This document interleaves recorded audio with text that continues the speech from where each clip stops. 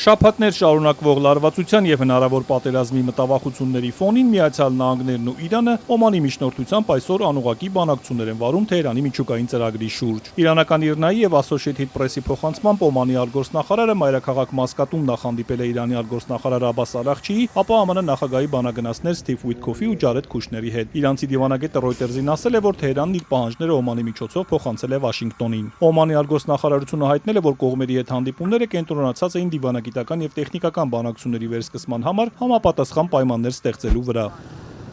Հանդիպումից առաջ ԱՄՆ-ն դարձյալ իր քաղաքացիներին կոչ է արել անմիջապես լքել Իրանը Հայաստանի կամ Թուրքիայի տարածքով։ Վերջին անգամ Իրանից հեռանալու զգուշացում արվել էր հունվարի 14-ին, երբ երկրում ցույցերից հետո Դոնալդ Թրամփը քննարկում էր հնարավոր միջամտության տարբերակները, այդ թվում թիրախային հարվածներն Իրանին։ Նախքան բանակցությունները Իրանը հայտարարել էր, որ կքննարկվի միայն միջուկային ծրագիրը։ ԱՄՆ-ն մինչդեռ պնդել էր, պետք է քննարկվեն նաև բալիստիկ հրթիռների ծրագիրը, ահաբեկչական կազմակերպություններին Իրանի աջակցության եւ սեփական ժողովրդին ճնշումների ենթարկելու հարցերը։ Աբբաս Արաղչին հանդիպումից առաջ սոցցանցում գրել է, որ բանակցությունները պետք է անցկացվեն հավասար դիրքերից, հարգվեն կողմերի իրավունքներն ու շահերը, քանզի դրանք են հուսալի համաձայնության հասնելու երաշխիքը։ Իրանը նաև չի մոռացել անցած տարվա պատերազմը եւ վճռական է իր իրավունքները պաշտպանելու հարցում, զգուշացրել է Արաղչին։ Իրանը բանակցությունները սկսում է բաց աչքերով եւ անցյալ տարվա ամուր հիշողությամբ։ Մենք գործում ենք բարի կամքով եւ վճռական ենք, պաշտպանելու ենք մեր իրավունքները։ Պարտավորությունները պետք է կատարվեն։ Սպիտակ տան մամուլի քարտուղարն էլ ասել է, որ Իրանը չպետք է մոռանա, որ ԱՄՆ նախագահը դիվանագիտությունից բացի իր տրամադրության տակ ունի բազմաթիվ տարբերակներ։ Սակայն նախագահ Թրամփն այս բանակցությունների միջոցով փորձում է պարզել, արդյոք հնարավոր է խնդիրը լուծել դիվանագիտական ճանապարհով, ասել է Քերոլայն Լևիթը։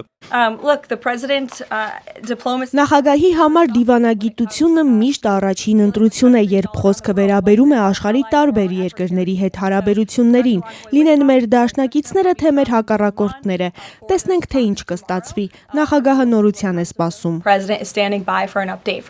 ԱՄՆ-ն պնդում է, թե Իրանը փորձում է միջուկային զենք ստեղծել, Թեհրանը մինչդեռ վստահեցնում է իր միջուկային ծրագիրը խաղաղ նպատակներ ունի։ ԱՄՆ-ն վերջին շաբաթներին մեծ թվով զորք եւ ռազմանավեր է տեղակայել Մերձավոր Արևելքում եւ սպառնում է ռազմական գործողություններով, եթե Իրանը գործարքի չգնա միջուկային ծրագրի շուրջ։ Ալ Ջազիրան իր աղբյուրներին հողումով հայտնում է, որ միջնորդներ Կատարը, Եգիպտոսը եւ Թուրքիան շաբաթվա սկզբին Իրանին եւ ԱՄՆ-ին ներկայացրել են այսօր քննարկվելիք հիմնական սկզբունքների շրջանակը։ Ըստ այդմ Իրանը պարտավորվում է 3 տարի չհարստացնել урանը, ապա նվազեցնել հարստացումը մինչև 1.5%։ Իսկ բարձր հարստացված ուրանի ներկայիս պաշարը, այդ թվում մինչև 60% հարստացված մոտ 440 կիլոգրամ ուրանը փոխանցել երրորդ երկրի։ Իրանը պարտավորվում է զենք եւ տեխնոլոգիաներ չփոխանցել իր պրոքսիներին, չկիրառել բալեստիկ հրթիռներ։ Նաև առաջարկվում է Իրանի եւ Միացյալ Նահանգների միջև չհարձակման մասին համաձայնագիր ստորագրել։